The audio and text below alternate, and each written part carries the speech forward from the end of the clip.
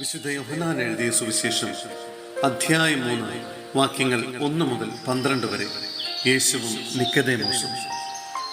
ഫരിസേയരിൽ നിക്കോദേമോസ് എന്നു പേരായ ഒരു യഹൂദ പ്രമാണി ഉണ്ടായിരുന്നു. അവൻ രാത്രി യേശുവിൻ്റെ അടുത്ത് വന്നു പറഞ്ഞു, റബ്ബേ, അങ്ങ് ദൈവത്തിൽ നിന്ന് വന്ന ഒരു ഗുരുവാണെന്ന് ഞങ്ങൾ അറിയുന്നു. ദൈവം കൂടെയില്ലെങ്കിൽ ഒരുവനും നീ ചെയ്യുന്ന ഈ അടയാളങ്ങൾ പ്രവർത്തിക്കാൻ കഴിയുകയില്ല. യേശു പറഞ്ഞു, സത്യം സത്യമായി ഞാൻ നിന്നോട് പറയുന്നു, വീണ്ടും ജനിക്കുന്നില്ലെങ്കിൽ ഒരുവന് ദൈവരാജ്യം കാണാൻ കഴിയുകയില്ല. നിക്കോദേമോസ് ചോദിച്ചു, പ്രായമായ മനുഷ്യന് ഇതെങ്ങനെ സാധിക്കും? അമ്മയുടെ ഉദരത്തിൽ വീണ്ടും പ്രവേശിച്ച് അവന് ജനിക്കുവാൻ കഴിയുമോ?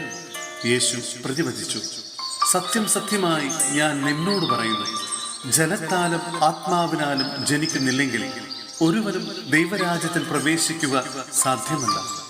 മാംസത്തിൽ നിന്ന് ജനിക്കുന്നത് മാംസമാണ്, ആത്മാവിൽ നിന്ന് ജനിക്കുന്നത് ആത്മാവും.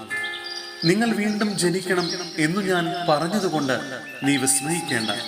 കാറ്റ് അതിനിഷ്ടമുള്ളിടത്തേക്ക് വീശുന്നു, അതിൻ്റെ ശബ്ദം നീ കേൾക്കുന്നു, എന്നാൽ അതെവിടെ നിന്ന് വരുന്നെന്നോ എവിടേക്ക് പോകുന്നെന്നോ നീ അറിയുന്നില്ല. ഇതുപോലെയാണ് ആത്മാവിൽ നിന്ന് ജനിക്കുന്ന ഏവനും. ഇതെല്ലാം എങ്ങനെ സംഭവിക്കുമെന്ന് നിക്കോദേമോസ് ചോദിച്ചു.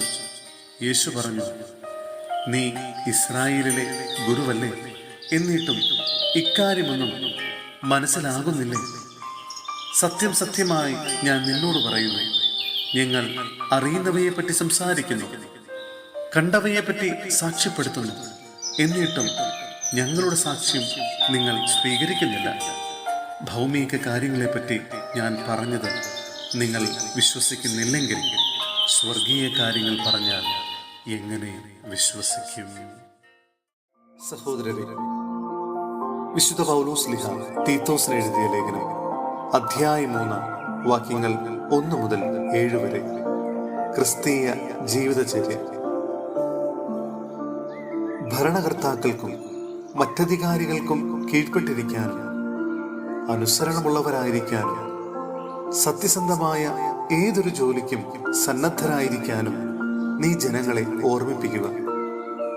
ആരെയും പറ്റി തിന്മ പറയാതിരിക്കാനും കലഹങ്ങളിൽ നിന്ന് ഒഴിഞ്ഞു നിൽക്കാനും സൗമ്യരായിരിക്കാനും എല്ലാ മനുഷ്യരോടും തികഞ്ഞ മര്യാദ പ്രകടിപ്പിക്കാനും നീ അവരെ ഉദ്ബോധിപ്പിക്കുക.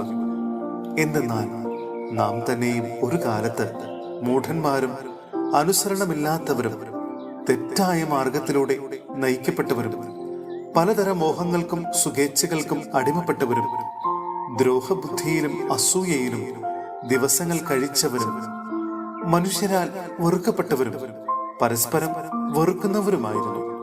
എന്നാൽ നമ്മുടെ രക്ഷകനായ ദൈവത്തിന്റെ നന്മയും സ്നേഹം നിറഞ്ഞ കാരുണ്യവും വെളിപ്പെട്ടപ്പോൾ അവിടുന്ന് നമുക്ക് രക്ഷ നൽകി. അത് നമ്മുടെ നീതിയുടെ പ്രവൃത്തികൾ കൊണ്ടല്ല, പിന്നെയോ അവിടുത്തെ കാരുണ്യം മൂലം പരിശുദ്ധാത്മാവിൽ അവിടുന്ന് നിർവഹിച്ച പുനരുജ്ജീവനത്തിന്റെയും നവീകരണത്തിന്റെയും സ്നാനത്താലത്രേ. ദൈവം നമ്മുടെ രക്ഷകനായ യേശു ക്രിസ്തുവിലൂടെയാണ് പരിശുദ്ധാത്മാവിനെ നമ്മുടെ മേൽ സമൃദ്ധമായി വർഷിച്ചത്. അവിടുത്തെ കൃപാവരത്താൽ നാം നീതീകരിക്കപ്പെടുന്നതിനും നിത്യജീവനെ പറ്റിയുള്ള പ്രത്യാശയിൽ നാം അവകാശികളാകുന്നതിനും വേണ്ടിയാണ് ഇങ്ങനെ ചെയ്തത്.